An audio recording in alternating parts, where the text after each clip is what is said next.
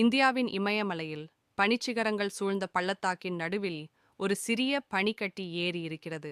அது சாதாரண ஏரி அல்ல. அதற்கு ஒரு அதிர்ச்சி தரும் ரகசியம் உண்டு. இதுதான் ரோபுகுண்ட் ஏரி. உலகம் அதை எலும்புகளின் ஏரி என்று அழைக்கிறது. முதல் பார்வையில் இது ஒரு அமைதியான பனிச்சரிவு ஏரி போல தெரியும். ஆனால் பனி கரையத் தொடங்கும் போதே ஒரு பயமூட்டும் காட்சி வெளிப்படும். ஏரிக்குள், அதன் கரைகளிலும் நூற்றுக்கணக்கான மனித எலும்புகள் கிடக்கின்றன. முழுமையாக காக்கப்பட்ட தலைகளும் சிதறி கிடக்கும் எலும்புகளும் நூற்றாண்டுகளாக அமைதியாக உறங்கிக் கொண்டிருப்பதைப் போல. இந்த எலும்புகள் யாருடையது? அவர்கள் எல்லாம் இங்கே எப்படி இறந்தார்கள்? கிராம மக்கள் தலைமுறைகள் முழுவதும் ஒரு கதையைச் சொல்லி வந்தார்கள். அது கன்னௌஜ் மன்னன் ஜஸ்தாவல் பற்றியது.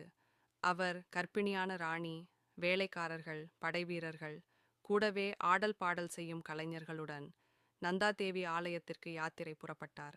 ஆனால் அந்த மலை தெய்வம் நந்தாதேவி இந்த அசட்டுத்தனத்தை சகிக்கவில்லை. அவள் கோபமடைந்து வானத்தை கருப்பாக்கினாள். திடீரென புயல் வீசியது. பாறை அளவுக்கு பெரிய ஆலங்கட்டி மழை விழுந்தது. தப்பிக்க இடமில்லை, ஒளிய இடமில்லை. சில நிமிடங்களில் அந்த குழுவை முழுமையாக அழித்துவிட்டது. அந்த மலைகளின் நடுவே ரோபுகுண்ட் ஏரியே அவர்களின் கல்லறையாக மாறிவிட்டது. நூற்றாண்டுகள் முழுவதும் மக்கள் இந்த இடத்துக்கு அருகே போகத் தயங்கினார்கள். இது சாபமிட்ட இடம் என்று நம்பினர். ஆனால் 1942 ஒரு ஆங்கில வன அதிகாரி அங்கே சென்று அந்த எலும்புகளை கண்டுபிடித்தார். உலகமே அதிர்ந்தது. சிலர் அவர்கள் படையில் இறந்த வீரர்கள் என்று சொன்னார்கள். சிலர் இது பலியிடப்பட்டவர்கள் என்றார்கள். அறிவியல் ஆய்வுகள் பின்னர் அதிர்ச்சியூட்டும் உண்மையை வெளிப்படுத்தின. கார்பன் பரிசோதனையில் எலும்புகள் ஒரே காலத்துக்கே சேர்ந்தவை அல்ல என்று தெரிய வந்தது.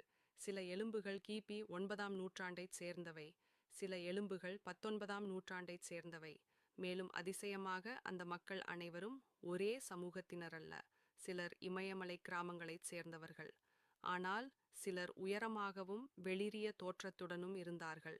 தொலைந்த நாடுகளிலிருந்து வந்தவர்கள் என்று ஆய்வாளர்கள் கருதுகிறார்கள்.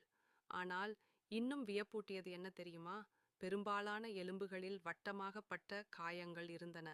அது கல் அளவுக்கு பெரிய ஆலங்கட்டி மழைப்பட்ட சுவடுகள் போல் இருந்தது. அதாவது பழங்கதையில் சொன்னது உண்மையா?